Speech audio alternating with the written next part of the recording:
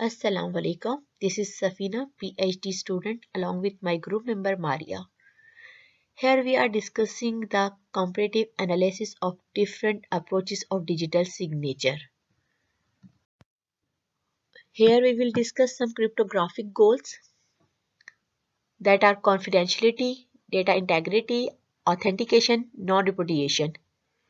Confidentiality का मतलब क्या है कि अगर ए बी को मैसेज कर रहा है तो वो मैसेज खाली बी ही रीड कर पाए, बी के अलावा कोई रीड वो मैसेज ना कर पाए. Confidentiality can be achieved through symmetric की encryption or by public key encryption. Symmetric or asymmetric, both can give you confidentiality. Then we have a data integrity. Data integrity means trustworthiness of the data. Data integrity can be achieved through arbitrary length hash functions. Hash functions के through भी आपको data integrity मिल सकती है, MAC के through भी और digital signature के through भी. Third goal is the authentication. Authentication means जो आपकी entity है वो उसकी authentication हो. मतलब अगर एक मैसेज आया और प्रीपेंड हो रहा है कि वो ए की तरफ से आया है तो वो क्या हो, वो प्रूफ इस मतलब डिजिटल सिग्नेचर क्या प्रूफ करेगा कि हाँ भाई ये जो मैसेज है ये ए ने ही भेजा है, ए ने ही इसको साइन करके फॉरवर्ड किया था, ट्रांसमिट किया था जो बी को रिसीव हुआ है.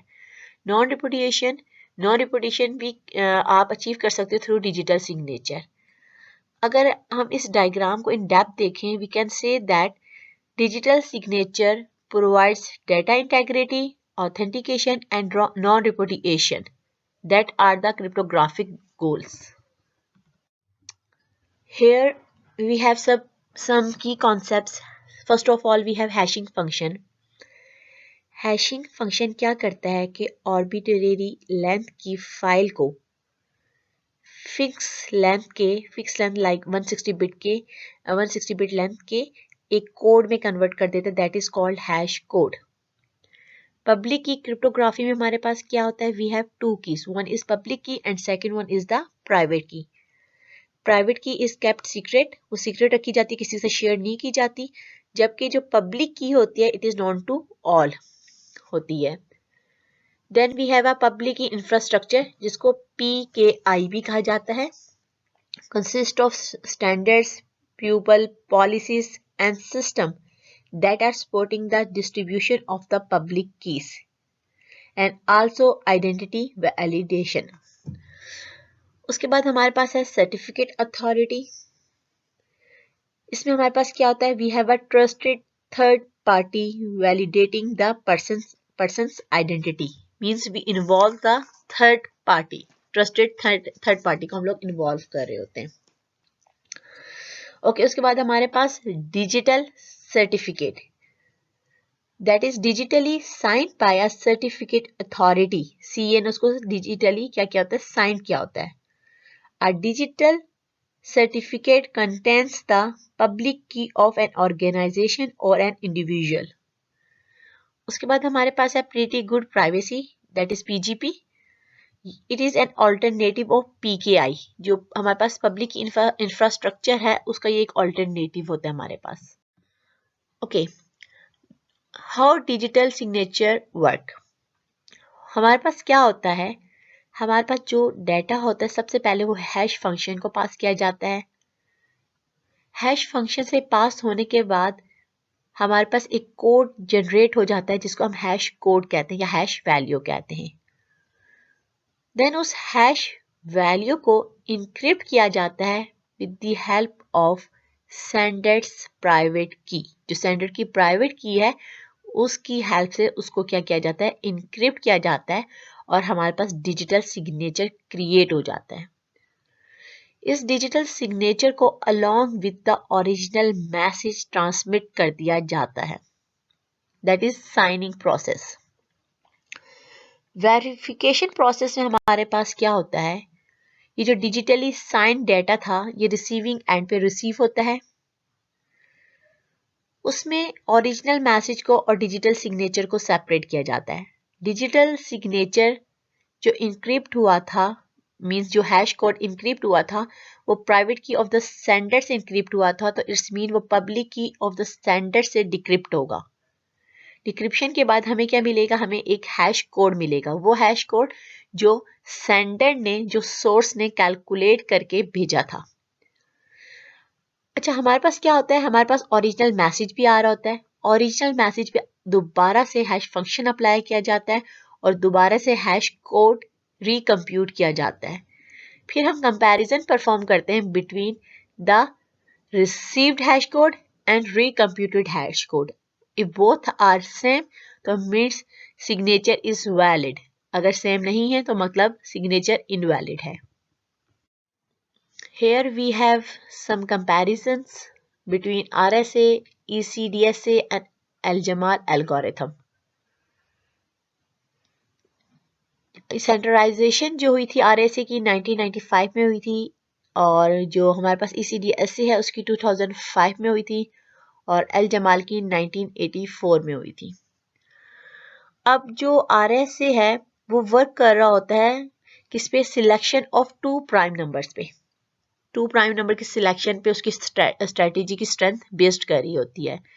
जो ECDSA है उसमें हमारे पास क्या होता है कि elliptic curve discrete logarithm involve हो रहा होता है, जबकि एल जमाल में हमारे पास क्या होता है, discrete logarithm in a finite field involve हो रहा होता है।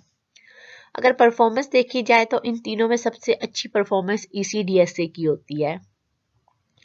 हार्डवेयर एंड सॉफ्टवेयर इम्प्लीमेंटेशन के पर्सपेक्टिव से देखा जाए तो RSA is not very efficient, जबकि ECDSA fast and very efficient, L Jamal fast and efficient.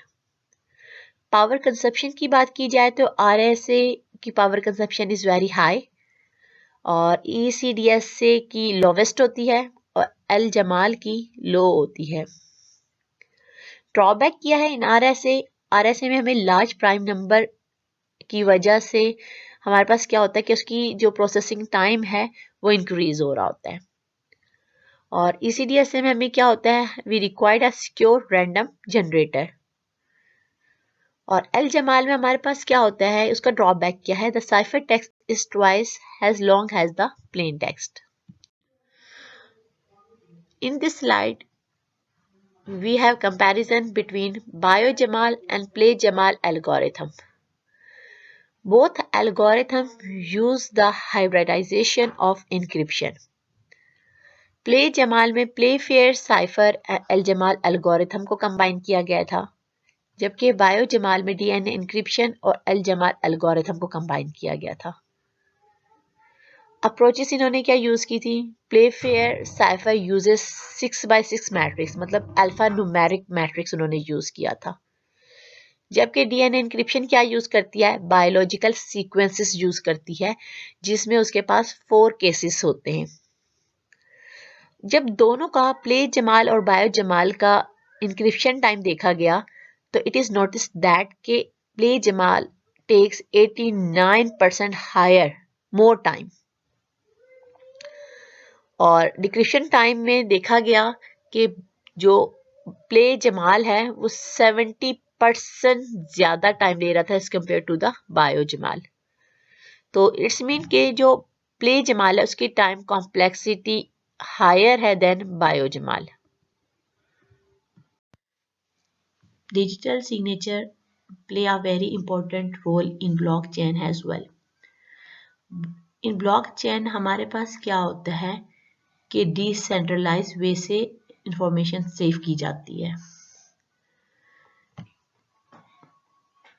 Decentralise वे से एडवांटेज क्या होता है, दे अवॉइड सिंगल कंट्रोल और hold on data. In case of corruption and अगर कोई एंट्री पॉइंट करप्ट हो गया है तो ये उसको अल्टरनेटिव ट्रैक प्रोवाइड कर देता है। Blockchain replace the trusted third party and prevent back tracking.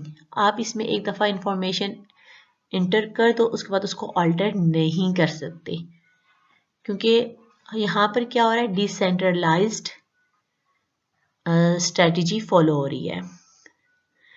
Digital signature adds another layer of security to blockchain, क्योंकि जो ब्लॉकचेन होता है विजिबल इन नेचर होता है, ओपन इन नेचर होता है, तो उसको मजीद जो सिक्योरिटी ऐड की जाती है बाय डिजिटल सिग्नेचर ऐड की जाती है।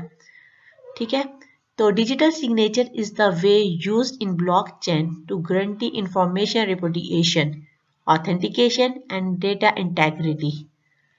हम क्या कर सकते हैं, हम मल्टी डायरेक्शनल सिक्योरिटी इन्हेंस कर सकते हैं, ऐड कर सकते हैं और नॉन रिपुडिएशन को प्रोटेक्ट कर सकते हैं by combining digital signature with timestamps. तो इसको अगर हम कंक्लूड करें तो we can say that blockchain also relies on digital signature to enhance their security, and digital signature makes sure that every transaction is made by the authorized user.